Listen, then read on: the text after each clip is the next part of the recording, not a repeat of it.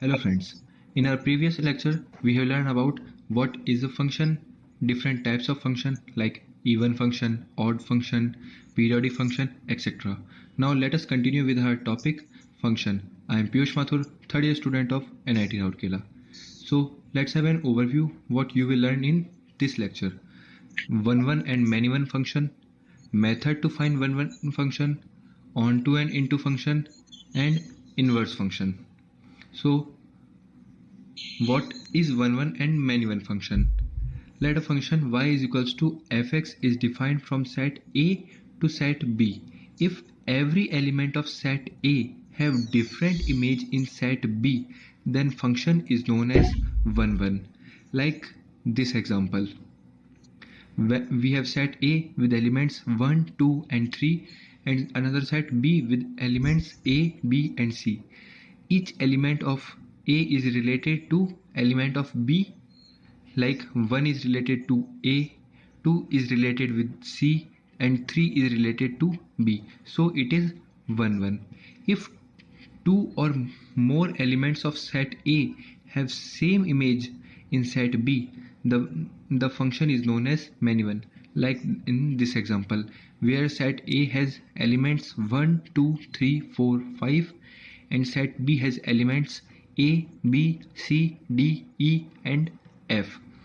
A has image A, 2 and 3 both have image B, and 4 is related to C and 5 is related to D. This is many-one as element 2 and 3 both are related with B. Now we will move on to method to find one function. How we can find a function is one or not? So here is method 1. If f of x1 is equals to f of x2 implies that x1 is equals to x2, then function is 1. Method 2 applied to be in graphs. We have to draw a line parallel to x-axis. If it cuts curve at one point, then graph is 1, otherwise it is many-one. Note that all the even and periodic functions are many-one because even functions are symmetric about axis and periodic functions are repeating functions, that is they repeat after a period. So these are many-one. Number of one function. Let function fx from set A to set B. If we have to find number of one function when set A has elements m and set B has elements n, then the number of functions will be npm when n is greater than or equal to m. When n is less than or equal to less than m, then number of one functions will be 0 because at least one element in set B will have two pre-images in set A. Now onto and into functions. Let function f is defined from set A to set B. If every element of set B having pre-image in set A, then function is known as onto. Like this example.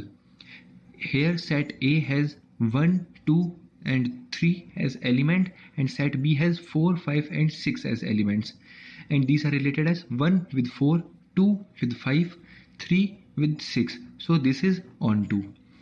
Now if at least one element of set B do not have a pre-image in set A, then function is known as into.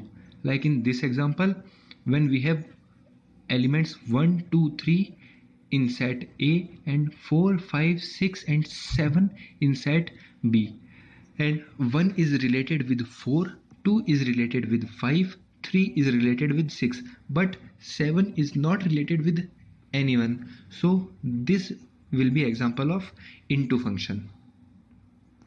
Now method to find onto and into function. So step 1, we have to find range of the function.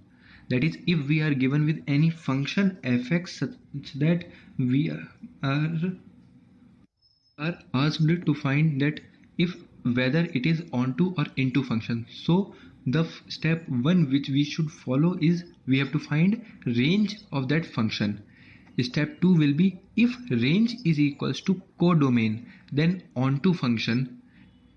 If range is not equals to codomain, then it will be into function. So here it is an example. F is such that R to R. Here this is domain and this is codomain. Now we will try to find its range and check whether range is equals to codomain or not.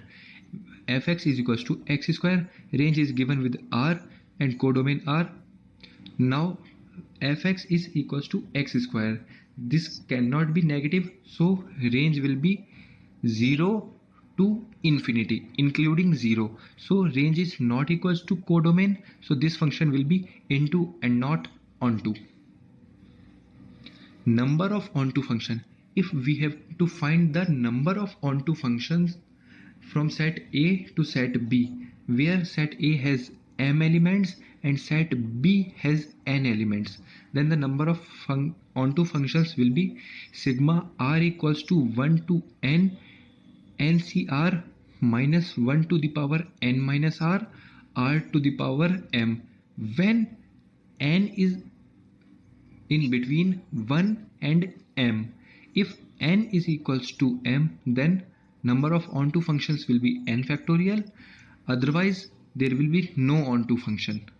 Taking this as example, when set A has elements 1, 2, 3, 4 and 5 and set B has elements 1, 2, 3. So we have here n as 3 and m as 5.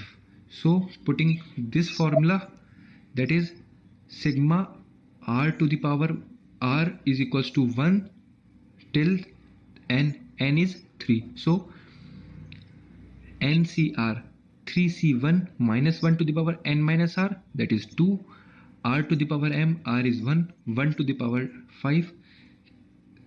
Here 3c2 minus 1 to the power 1, 2 to the power 5 plus 3c3 minus 1 to the power 0, 3 to the power 5, that will be 150. So we have 150 number of onto functions from set A to set B.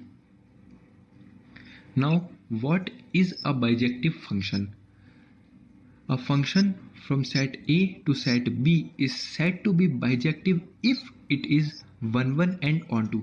That is, for a function to become bijective, it has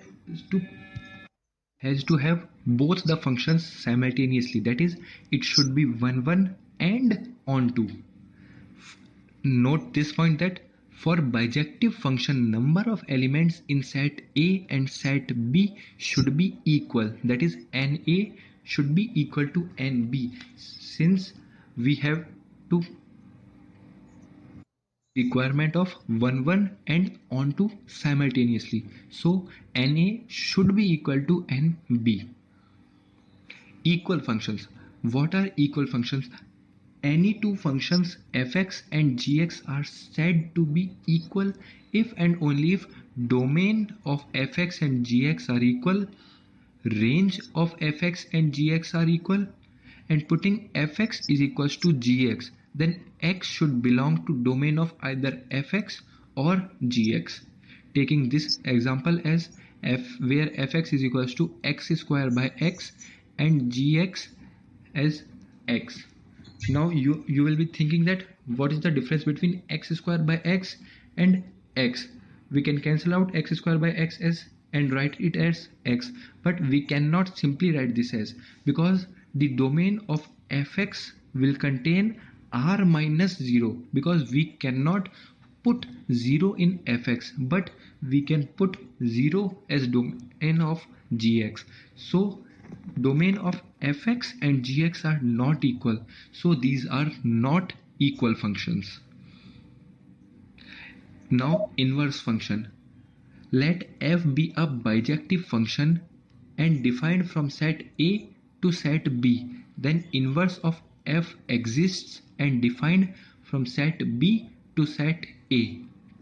That is, if we have given with a function fx that is defined from set A to set B, The basic requirement to have its inverse is that it should be a bijective function, and if it is a bijective function, then its f inverse exists and defined from set B to set A. Note these points. Inverse of function exists only and only if it is bijective. F inverse will be again f. Inverse of a function is unique, that is, no two different functions can have same inverse. Inverse of even and periodic functions are not defined because these are not bijective functions, so we cannot define their inverse. Now, method to find inverse. How we can find inverse of a given function? Firstly, we have to check whether fx is bijective or not. If fx is bijective, then we have to put y is equals to fx, and we will find value of x in terms of y. When we are done with the finding value of x in terms of y, we will replace x by f inverse x and y by x. This is all in this video. We will carry on to this topic and this examples to this topic in our next video. Till then, thank you.